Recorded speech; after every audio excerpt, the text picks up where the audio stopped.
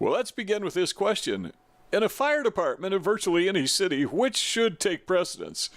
Should it be the diversity of the firefighters or the qualifications of the firefighters to fight fires effectively? Most rational thinking people would say, well, diversity may be important, but it certainly takes a second seat to the capability and competence of the firefighters themselves.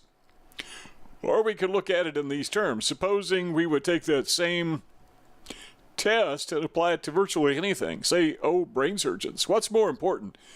Brain surgeons who actually know what they're doing, or to make sure we have a balance of diversity among brain surgeons, even if they don't know what they're doing?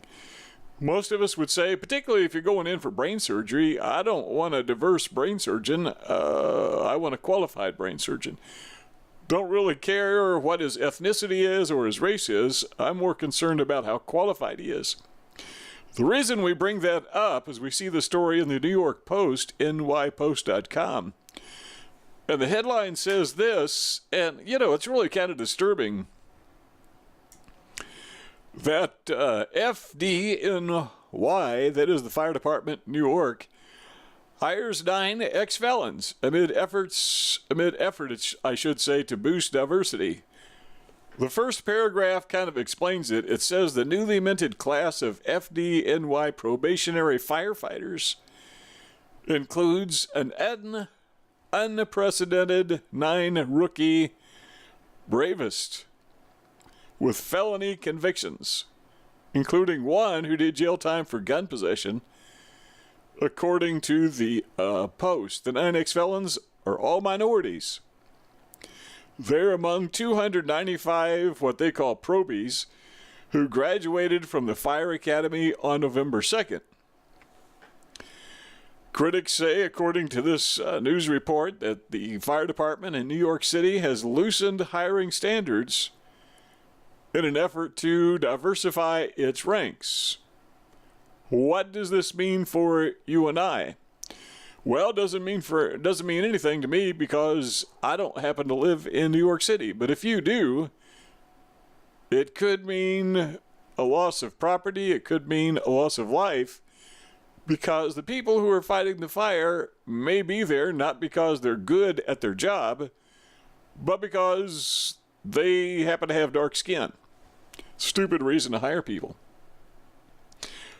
Let's go back to the article and take a look at just a couple more sentences here. It says, one of the 9, a black 32-year-old who joined the city as an EMT in 2012, served more than a year in Nassau County Correctional Center after 2 2005 convictions for carrying loaded guns.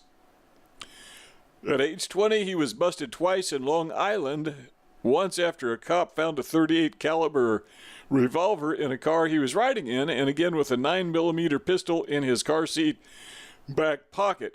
Seat back pocket. Seat back pocket. I guess a seat back pocket is a thing. He pled guilty to 2 counts of criminal weapon possession, 1 felony. 5 years later, a 2009 probation report said cops described the ex-felon as not a bad kid, but one who's associated with known gang members. So he admitted he'd been friendly with gang members, but denied ever being a member himself. So you have this kid who hangs out with gang members, has several felony convictions, and he's put on the fire department because they need to diversify, which makes me wonder. Are they being the fire department, are they really that hard up for minorities that they have to start hiring felons? I mean, can't they find black people who are not felons? Or is it that all black people are felons? I don't really know. How would you possibly tell? What I do know is this: they're hiring people for the wrong reason. You don't hire people because of their color. You hire people because of their qualifications. Martin Luther King said something about that when he said something to the effect that we should be judged by the content of our character, not by the color of our skin. Well, it turns out that it's an unpleasant statistic that a lot of people don't like to face, but it's a reality, according to the Department of Justice, that blacks commit violent crime at a disproportionately higher rate than other races, just as men commit violent crime at a higher rate than women. So the takeaway from this is that, and we've seen this across the board, it's nothing new. You know, we've seen it at the post office and other government agencies where the standards for hiring are lowered so they can open the door for more minorities who are less qualified than white people. But we're not supposed to admit that, because if we do, then we're saying that white people are more qualified, and then we have to ask, well, why?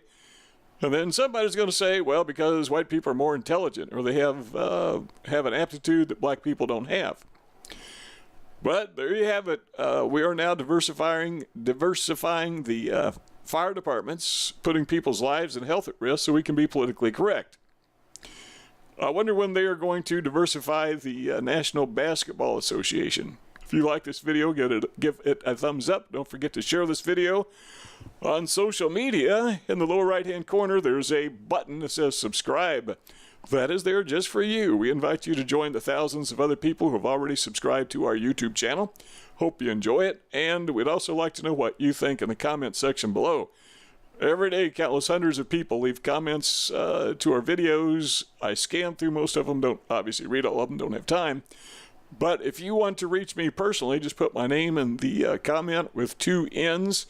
And I may not see it, but usually I do. May not respond to it, but typically, at least I will read them. So if you want to say something to me personally, even if you got something mean, nasty, and snide to say and you're a troll, well, here's your opportunity to get to me. I don't care, because every time somebody leaves a comment, it tells YouTube and Google that people are interacting with this channel. So it helps, and I can always delete it. But most people have something intelligent, positive, and constructive to say, and we hope that is you, so we encourage you to leave a comment in the comment section below. Click the red button to subscribe.